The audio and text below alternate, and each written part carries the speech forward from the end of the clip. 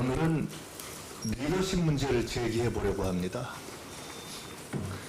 왜 내란 이후에 일관되게 이재명 대표는 지지율 1위이고 왜 국힘은 이재명 대표를 못 이기는가?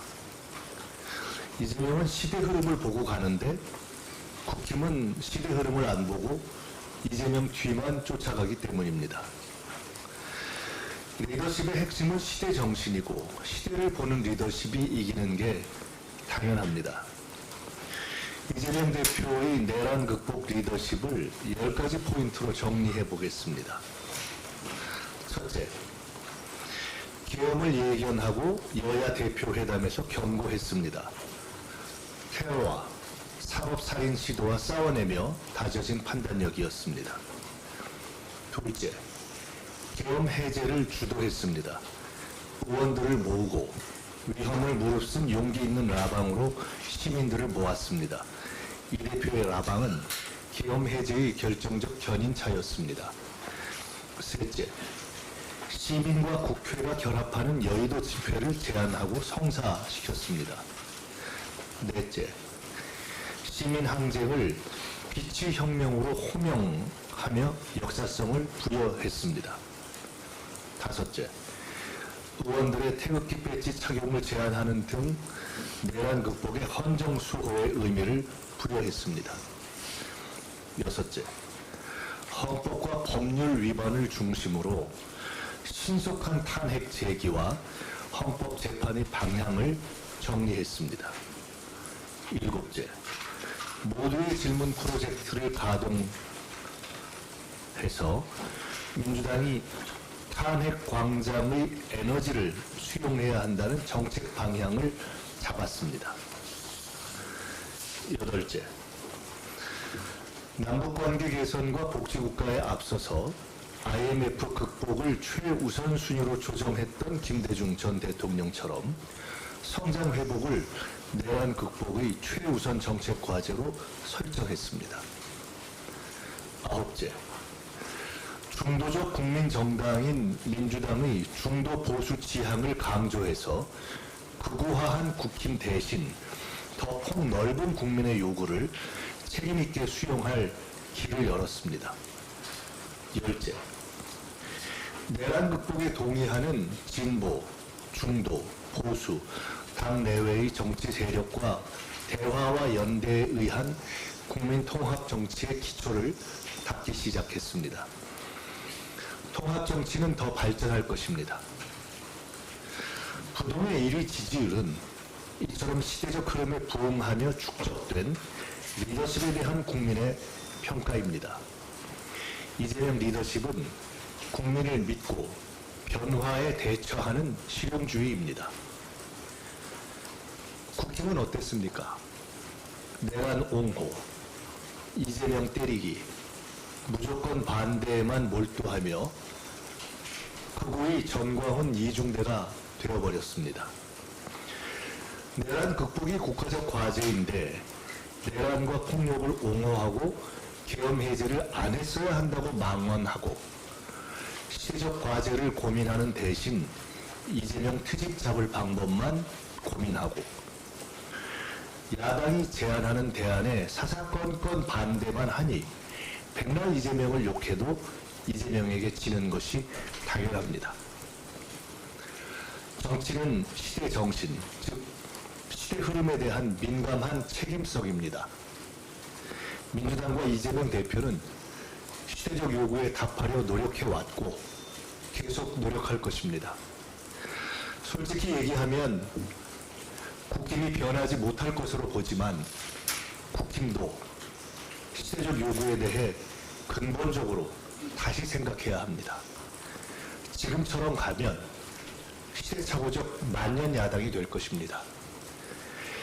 윤석열의 파멸적 리더십에 의한 국가적 파국을 벗어나기 위해 어떤 내란 극복의 리더십이 필요한가에 대해서 생각해보는 국민적 시간이기 때문에 오늘은 리더십 문제를 제기해 보았습니다.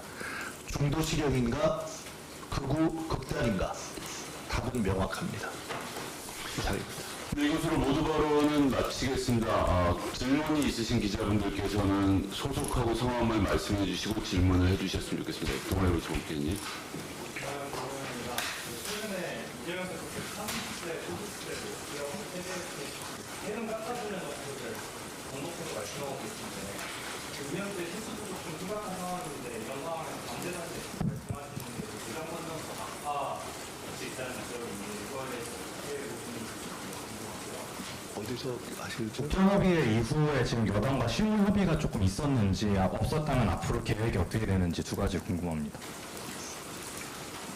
제가 앞에 부분을 조금 작게 들려가지고 그렇긴 한데요.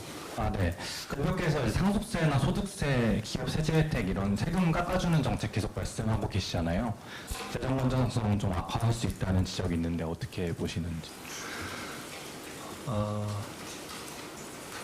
한국 경제의 현재와 미래에 대한 고민이 큽니다. 아시다시피 최근에 성장률이 1.0%까지 떨어지는 상황이고 조금 전에 말씀드렸다시피 성장 회복을 향후 국가적인 과제의 제1순위, 최우선순위로 우리가 조정해야 할 만큼 그렇게 중요한 문제가 되었습니다. 기본적으로 윤석열 정권 하에서 제대로 된 어떤 성장의 성과도 없었고 특히나 개업 내란으로 인해서 그 경제에 대한 충격파는 돌이킬 수 없는 수준이 되어버렸습니다. 종합적인 대책이 불가피한 상황이라고 봅니다. 성장 그 자체를 회복하기 위한 종합적인 정책, 그와 함께 지금 저희들이 제기하고 있는 기업뿐만 아니라 중산층 또 서민들의 종합적인 이 세부담을 시대의 흐름에 맞춰서 줄이는 그러한 노력도 다 종합적으로 필요하다고 봅니다. 저희들은 그런 것을 전체적인 균형 감각을 잃지 않는 선에서 노력하고 있습니다. 네, 다음 질문 받도록 하겠습니다. 네. 마이크를, 네. 들리실까요? 네. 예, 안녕하세요. 저 한국일보 오태경 기자입니다. 조금 전에 최고위원님께서 이제 기자간담회 모두 발언으로 이재명 대표의 리더십 10가지 분을 꼽아주셨는데요. 이제 왜 민주당의 리더십이 아니라 이재명 대표의 리더십을 10가지로 꼽아서 정리해 주셨는지 묻고 싶은 게 이제 이 내란 수습을 하는 데 있어서 최고위원님도 계시고 많은 민주당의 일원께서 노력을 해주신 것으로 아는데 특히 이재명 대표의 리더십을 강조한 이유가 너무 개인의 리더십을 부각하려는 측면으로도 보여서 그것도 좀 물어보고 싶고 또 이제 실용주의를 말씀해 주셨는데 그 실용주의 행보를 지금 가속화하면서 일관성 논란이 계속되고 있잖아요. 아무래도 이제 그동안 정당들은 일관된 정책이나 가치 철학을 토대로 국민들을 설득해 왔다면 실용주의라 하는 유연성을 기반으로 하다 보니까 일관성은 좀 부족해 보일 것 같습니다. 이게 필연적인 딜레마인 것 같기도 한데 이 점에 대한 고민들이나 국민들을 설득하기 위한 방안들 어제도 좀 대표님께서 일관성과 유연성과 오락가락은 성지 차이라고 직접 반박도 하셨는데 이런 것들에 대한 고민이나 생각들도 좀 여쭤보고 싶습니다. 그냥 간단하게 몇 가지로 말씀드리겠습니다. 오늘 제가 특별히 리더십 문제를 제기한 이유는 결국 현재 대한민국에 처해 있는 위기가 윤석열 리더십의 파급에 의한 그러한 상황을 맞고 있고 국민 전체적으로 어떠한 리더십으로 이것을 헤쳐나가야 될 것인가에 대한 고민이 깊어지고 있는 그러한 상황이기 때문에 이 문제에 대해서 한번 정리해서 말씀드려보는 것이 어떤가라는 생각을 한 것이고요. 두 번째로는 이것과 관련해서 실제로 내란 극복 과정에서 민주당의 행보가 이재명 대표의 리더십 하에 쭉 이렇게 함께 진행되어 왔기 때문에 사실 구분하는 것이 한편으로는 큰 의미가 없는 반면에 실제로 이재명 대표가 개인적으로 보였던 어떤 그 리더십의 특성들에 대해서 상대적으로 우리가 정리가 안 되어 있는 면이 있어서 지금 이 시점쯤에서 한번 정리해 보는 것이 필요해 보지 않는가. 제가 아까 말씀드렸던 것처럼 경고하고 그다음에 실제로 그 기업을 해지하는 과정에서의 시민들의 결집을 주도하고 또 빚제혁명이라는 호명을 하고 이런 등등의 것들에 대해서 사실은 우리가 생각보다 좀 간과하고 있는 면이 있다라는 점에 대해서 정리를 해볼 필요가 있다는 말씀을 드리고 싶었고요. 세 번째로는 오늘 그 문제를 정리한 이유는 국민의힘이 좀 바뀌었으면 좋겠다 하는 차원에서 말씀을 드린 겁니다. 국민의힘이 제가 아까 이재명 대표의 리더십에 대해서 말씀드린 이유는 이재명 대표의 리더십이 무슨 완전 무결했다 이런 상황에서 말씀드리는 것이 전혀 아닙니다. 여러 가지 부족한 점이 있지만은 대표와 민주당이 다 노력을 하고 그 과정에서 계속해서 저희들은 균형을 잡으려고 노력하고 있습니다.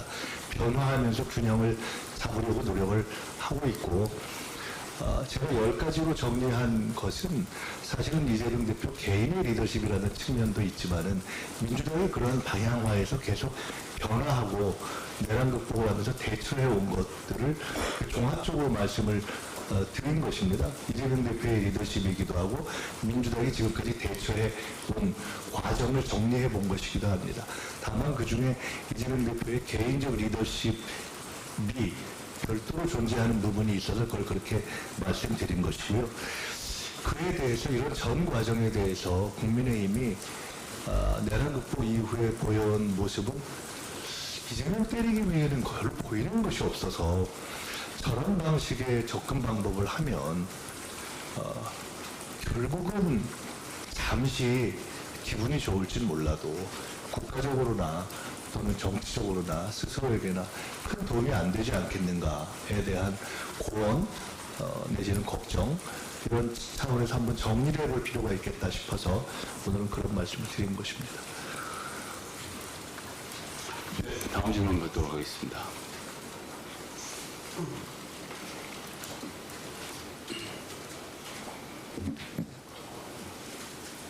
안녕하세요. 주간지 시사인의 전혜연 기자입니다.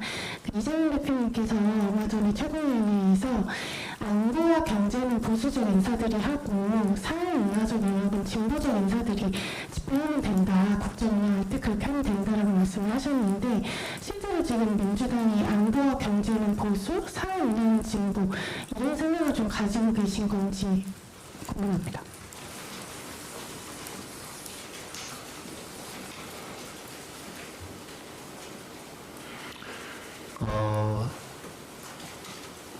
글쎄요,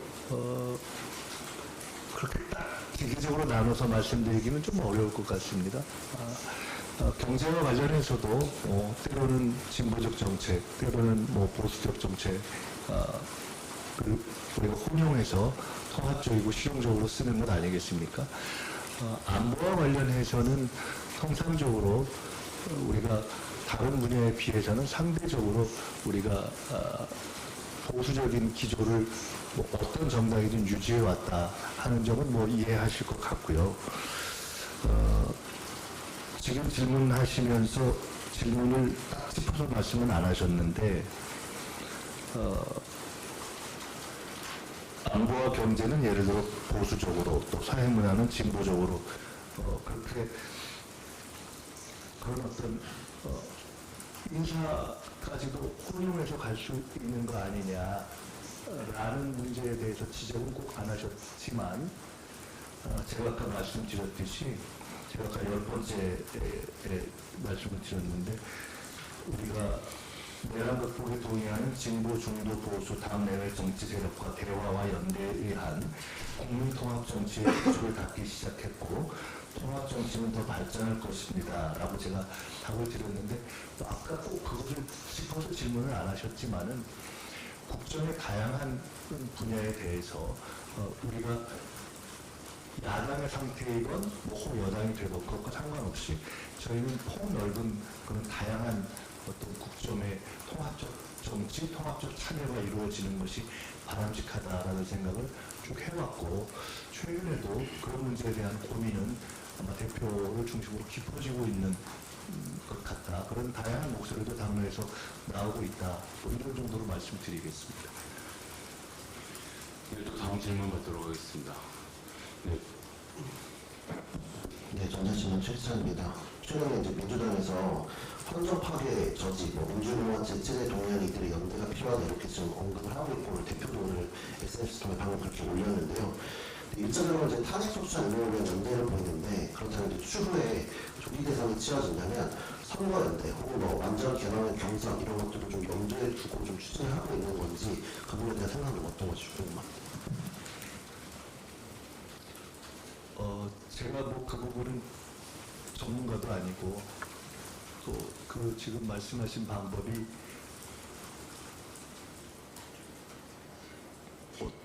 어디에 해당하는 건지 제가 좀 정확하게 조기 대선 때 네. 선거연대를 염두에 두고 그러니까 완전 개방 경사라고 말씀하신 것이 어떤 분들은 뭐 예를 들어 그런 용어를 쓰면서 당내에 해당하는 용어를 쓰는 분들도 있고 아니면 더 포괄적으로 쓰는 용어를 포괄적인 글쎄요, 그 부분은 저도 이러저러한 문제 제기를 듣고 있는데요. 아직 조금 뭐라고 말씀드리기는 이른 것 같습니다. 네, 다음 질문, 예, 머리투. 네, 안녕하세요. 의원님. 머니투데이 이승주라고 합니다. 앞서서 질문이 나오기는 했는데요. 국정협의회 관련해서 추후 실무 협의가 이루어진 게 있는지 혹은 앞으로의 계획 궁금하고 또 이에 따른 반도체법과 연금개혁 등 현안에 대한 민주당의 대응에 대한 타임라인 간단히 말씀 여쭙겠습니다. 제가 그 구체적인 후속 문제에 대해서는 아직 이야기를 못 들었습니다. 아마 더 진전된 것도 있을 수 있는데 제가 못 들은 것이기 때문에 그 부분은 거기에 직접 관여하는 정책이라든가 이런 부분들을 통해서 듣는 것이 좋을 것 같습니다. 네, 네, 저기 하시고, 네. 먼저 하시죠. 네. 네, 채널의 이서영입니다. 국민의힘이 헌재 심리 불공정성이랑 편향성에 관련해서 주장 계속 이어갈 것으로 보이는데 혹시 민주당 차원에서의 입장이 있는지 좀 설명 좀 부탁드립니다.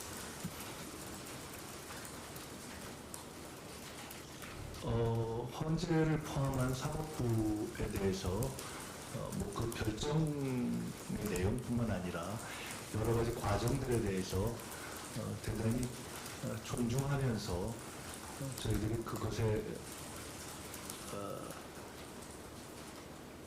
입장을 표명하는 것에 있어서 최대한도의 절제를 저희들이 지금까지 해왔기 때문에 그런 기조를 유지하고 있다 이렇게 말씀드리면 될 것 같습니다.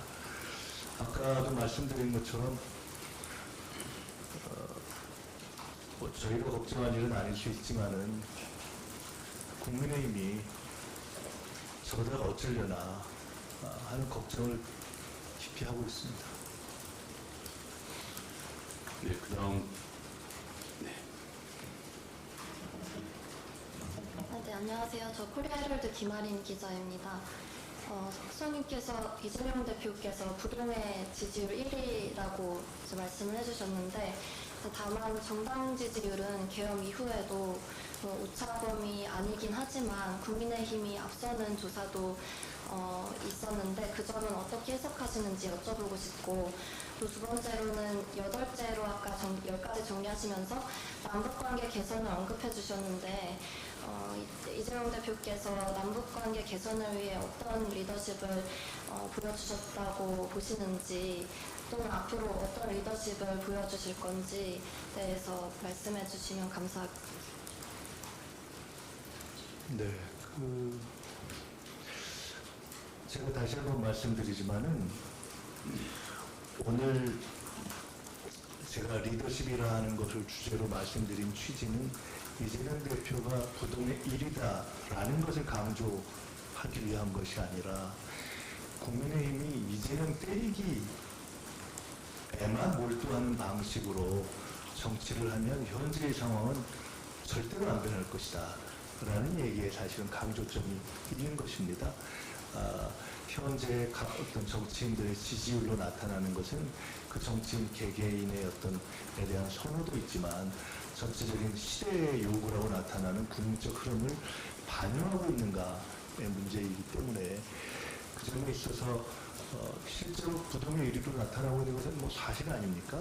상당히 오랜 기간 동안 특히나 내란이라는 격동기를 맞이해서 그건 충분히 변화 가능성이 있었는데도 불구하고 더 지속되고 있기 때문에 그런 점과 관련해서 말씀을 드린 것이고요. 정당 지지율은 과거에도 그렇고 늘 상당히 근접했던 경우들이 많이 있기 때문에 그건 좀 별도의 문제인 것 같습니다. 정당 지지율의 여론조사에 나타나는 수치와 전혀 다른 총선이나 이런 결과가 나온 점도 있기 때문에요. 오늘 드린 취지는 그렇게 말씀드리면 될 것 같고요.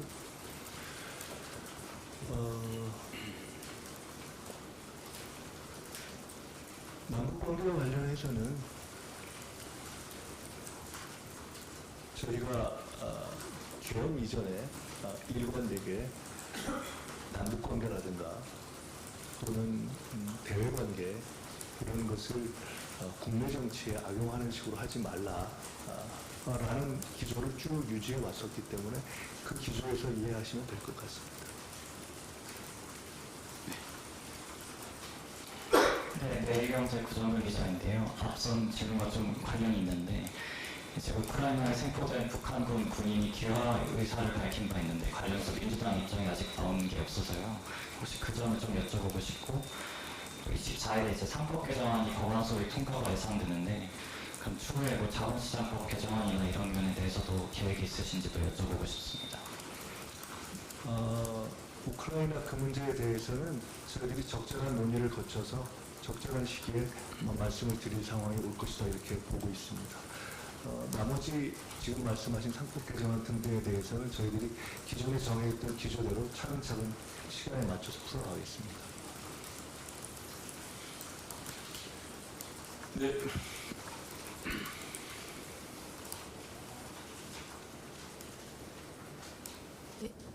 안녕하세요. 저 조선부지 이신희 기자라고 합니다. 방금 국민의힘이 민주당 수령안에 대해서 소비 쿠폰을 이제 민생지원금에서 말만 바꾸는 거다 뭐 이렇게 언급하고 35조 원 규모의 추경이 성실성 예산으로 채워질 거다 논의의 장으로 나서라 이런 식으로 이제 대변인이 말을 했는데 이에 대한 민주당 입장도 좀 궁금하고 아까 지금 나오긴 했는데 국정협의 이후에 추경 관련해서는 또 따로 나온 이야기들이 없는지 궁금합니다.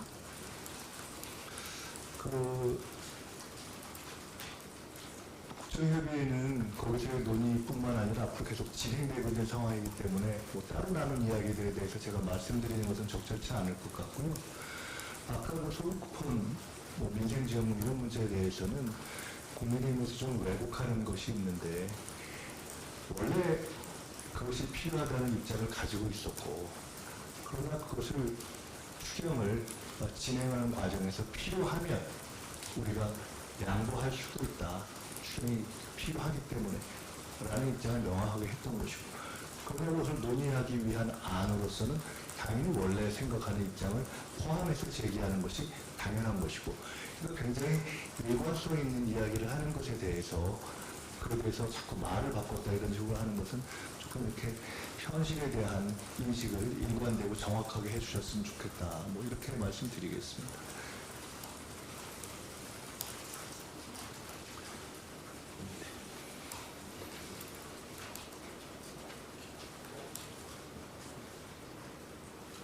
안녕하세요. TV조선 신경입니다. 그 공수처의 영장 쇼핑 논란에 대한 민주당의 입장 부탁드리겠습니다. 잠깐만, 그 부분은 이쪽 때가 네, 영장은 지금 국민의힘이 제기하는 문제랑 실제로 공수처에서 했다면 통신사실조회였다라고 나오는 거 아닙니까? 지금 정확히 영장 명칭 모르겠는데 그래서 그 사실관계가 아닌 것에 대해서 저희가 더 이상 입장을 밝힐 게 없고 공수처가 알아서 하시겠죠.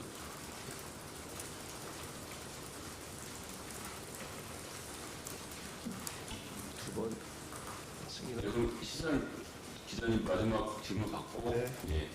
죄송합니다. 하나 더 궁금해서 그 당에서 이제 핵의 평화적 이용을 검토하고 계시다는 보도가 나왔는데 좀 어떤 맥락에서 그런 고민을 하시는 건지 그리고 관련해서 당에서도 좀 부적절하다는 지금 부담이 클 것이다라는 우려가 나오는데 여기에 대해서 어떻게 생각하시는지 궁금합니다. 저도 그 기사를 봤는데요. 전체적으로 좀 조금 앞서 나간 내용 아닌가라는 생각이 드는 내용이었습니다. 그러나 다만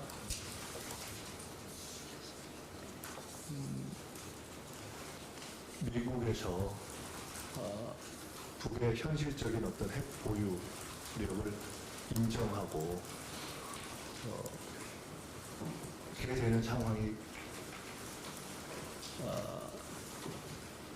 이렇게 가시화되고 있는 상황에서 어떻게 우리가 더 잘 향후의 안보 태세를 이렇게 정립해 갈 것인가에 대해서는 다양한 보다 폭넓은 고민과 토론이 진행되고 있다.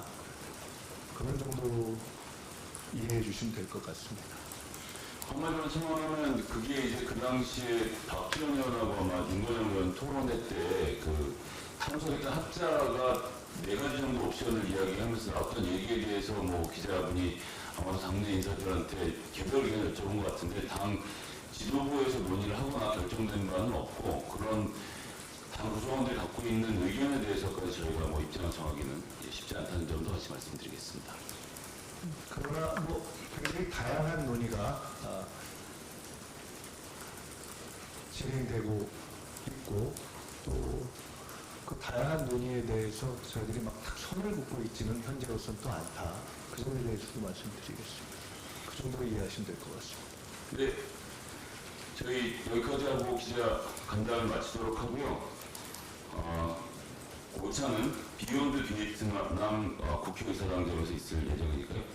함께 하실 수 있으면 감사하겠습니다. 이로써 기자회견 모두